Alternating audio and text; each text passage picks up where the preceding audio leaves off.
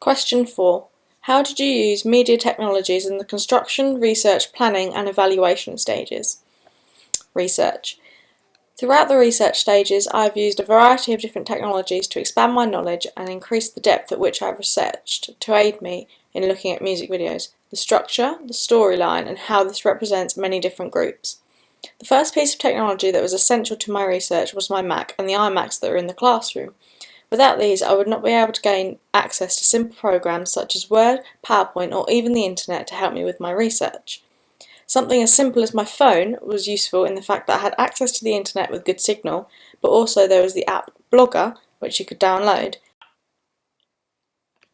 This meant that I was able to blog from somewhere such as my sofa, quick and easy without the fuss of having to carry around a laptop to discuss the research I had carried out. Blogger became an essential part of my researching stage of this project as it meant I could put all of my findings in one place. I could also incorporate other technologies such as Prezi and YouTube videos to make my blog look much more fun and aesthetically pleasing to look at. Google was an important technology that I used as it helped me explore the history of music videos and analyse what were considered controversial at this time. YouTube was one of the most significant websites that I used within my research. With an hour of footage being uploaded every second, it gave me an extensive library of footage to analyse. All music videos by every available artist is uploaded onto this website, which meant that I had no trouble finding the most controversial, popular and newest videos to take inspiration for when creating my music video. SurveyMonkey, a survey creating website, allowed me to expand my knowledge of what target audience would like to find within my music video. I got detailed responses from over 60 people, which gave me a good overview of what to do and what not to do within my music video to make it a success. Social media was an important aspect of my research as it enabled me to release my ideas out into the open and gain audience feedback from it. Twitter and Facebook were useful when I posted my survey onto them to gain knowledge of my audience as it gave me a broad range of people I could contact. Finally, Prezi was an interesting piece of software which I put all of my final 3 ideas for music video into it. It works similar to Slideshow but it's far more whizzy and you can even go on journeys within your presentation. Planning. YouTube again here was used for initial research to look into various different shots to incorporate within my music video. I want to experiment with quirky different shots to make our musical video stand out from the rest.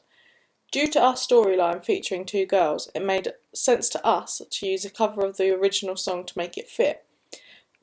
I found a cover that I liked and decided to use it, but when I went to download it off YouTube, however, it was nowhere to be found. The artist who had posted the cover of the song had decided to take the file down off the internet. This meant that I had to contact her agent through email, who happily obliged to send the MP3 version of the file to use in our coursework. Word was used for the initial shot list and brief planning of what was going to happen throughout the song.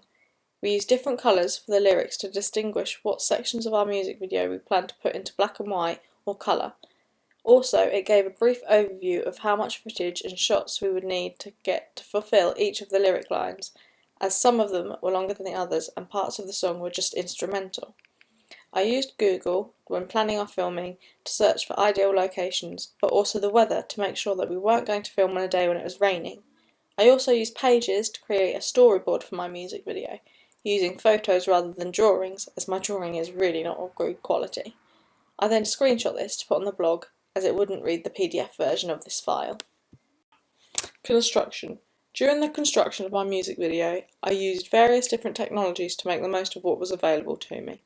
Filming wise, I didn't go with the cameras available to me via the school, I went with my home video camera, the Panasonic HDC SD90, which I was already familiar to, which meant that I wasn't going to be wasting time how to use the camera, and I already knew the best recording settings, etc. I used an ordinary tripod that I had from home with extendable legs which enables me to get a variety of shots whilst also having a steady base.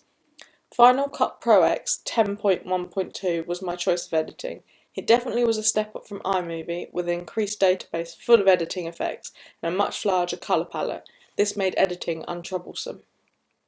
Stitching shots, such as the split screens together, was made simplistic and effective for this software.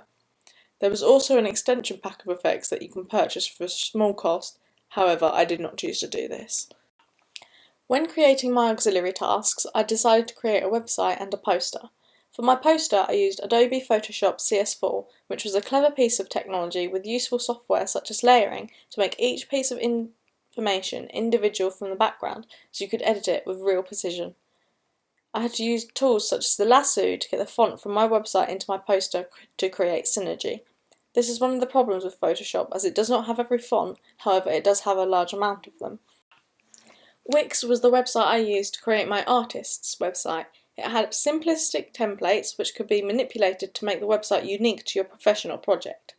It was simple within the drag and drop options when inputting photos and adding pages to the website. There are all sorts of nifty features such as photo galleries to help make your website look as professional as possible. I also use Photoshop to create a logo for my artist. This features throughout the website also. Evaluation. For the first question of my evaluation, I decided to present it in a slideshow and then post it on SlideShare to put on my blog.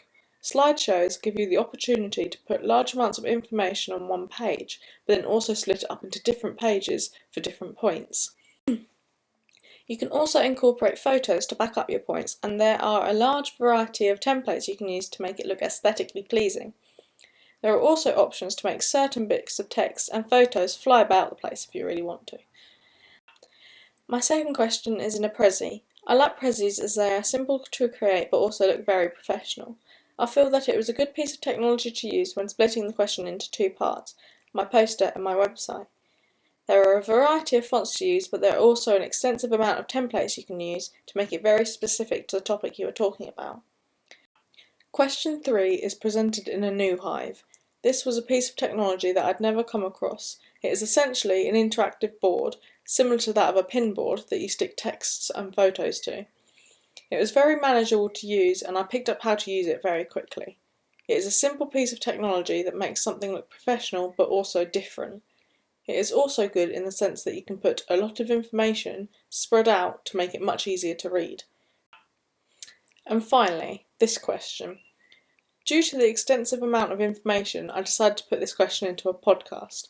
It makes it quicker for me to relay the information to you, but also with images to let you know what I'm waffling about. I'm using iMovie to create this, as it does not need to be as complex as my music video was. I'm using my laptop to record the audio via my webcam and then separating the audio and video, removing the video and inputting photos instead. This is supposedly making it simple to record, as I do not have to set up a camera tripod and sit somewhere decent to film. However, sitting on my bed, you can kind of hear my mum talking to the cat, my brother on his Xbox, and also I have about 700 different outtakes because, quite frankly, I can't read the English I rest my case, I can't read the English language out loud. So that concludes my evaluation for now. Goodbye.